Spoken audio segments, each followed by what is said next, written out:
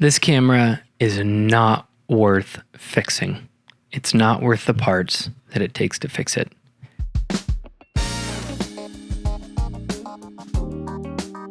That's at least what a camera repair technician told me when I brought it to him. I had one of these, a Yashica Electro 35. They call it the poor man's Leica, and since I would love to have a Leica, and I very much, in fact, cannot afford one, it seemed like the perfect fit for me. I've got the Yashica, I've got some Delta 100, which is a black and white film. Ton of fun, super cool grain pattern. The Yashica is a bit unique in that it doesn't tell you what the shutter speed is, but it is aperture priority. So it's only the second roll of film I've shot on it, so we're gonna see how it goes. I like the camera. So I got one. I got it in a box of cameras, did a CLA to it, put in new light seals, and I did a bunch of different things, and I was missing a couple of parts. And so I took it to camera repair tech here in Austin. He told me very bluntly it wasn't worth it. It was a worthless piece of junk. Nobody wanted these cameras and nobody cared. I find that interesting. It's just not true. I think it's a great camera. I've got a couple of good friends that love to shoot on it. I think you can still get a great image out of this camera. And if anything is not true after these past few years, it's that old film cameras are absolutely not junk, and they're absolutely worth repairing and continuing to use. I mean, just look at the price of Portra. The first roll, I didn't have any problems. Everything turned out pretty great. I did realize yesterday though, when I was getting some shots, that when I was shooting with it, the first roll, because I didn't have a battery, everything was 1/500th of a second on the shutter. I was actually pulling my phone out and metering every shot. So it would make sense that everything turns out good and looks cool because I metered every shot. This time I'm going to use the camera's internal meter, and it's well, it'll be interesting. I've been saving this roll for a while, so we will see if I just waste a roll or not. So the question becomes, is this camera worth it? To me, I think it's a fun camera. Battery that they used in this was mercury, and so they definitely don't use that anymore, but it made it hard to figure out how to get it to work. So I found a solution. It's a funky camera. It's aperture priority, fixed lens, it's a rangefinder, and it doesn't tell you what the shutter speed is when you use it. It just tells you if you're overexposed or if you have a slow shutter speed. So it's an incredibly ambiguous camera, but like everything in the film world, the truth is we kind of like our things quirky and ambiguous.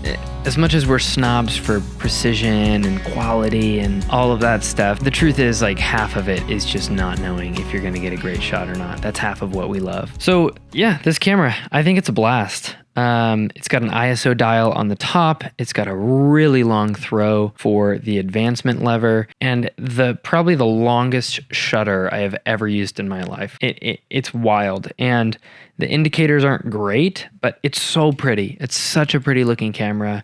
You just hang it around your neck, pull it up, you snap some shots. The rangefinder is a ton of fun to shoot on. It's a totally different feel to most of the other 35mm cameras that I've shot on. And I'm hoping that it's gonna kind of become my go-to. I'm also updating my film scanning method, and I wanna do a video on that soon. I've done a very janky DIY method for a long time, and I've finally got a stand, and I have some proper holders and a light coming in, and I think that's gonna make a huge difference. So all in all, I would say I really enjoy this Electro 35. I think it's a great camera. I've gotten great images out of it, and it's just a ton of fun. And after all, isn't that why we're shooting film? We're shooting it because it's fun. It feels artistic. It feels like we're crafting something instead of just buying the highest resolution camera and hammering the burst mode down. There's nothing wrong with doing that. I certainly do that sometimes, but this helps me slow down, look for moments, look for shots, compose things. And then in the end, it is what it is. You can do some tweaks here and there, but I'm not gonna go in and make massive corrections on my film photos, because to me, it's just a medium to enjoy art and to express myself and enjoy the more artistic side of photography. Maybe in the future that'll change, but it's been a ton of fun. So I highly recommend this camera. You can find them online. I think usually you find them anywhere between $80 to $150. Thanks for watching. My name's Ryan, and I am a photographer, filmmaker, and content manager based in Austin, Texas. I like talking about this stuff. I've wanted to start doing YouTube for a long time, and I guess here's me doing it. Thanks for watching. If you made it this far, I greatly appreciate it, and I would love it if you could hit that like button and subscribe, and stay tuned for more videos.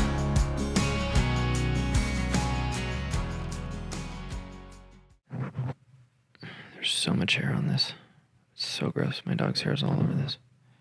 That's why I didn't shoot this in 8K. Oh, one last one. Oh, it's doing that thing when the hair's stuck in the foam. Got it.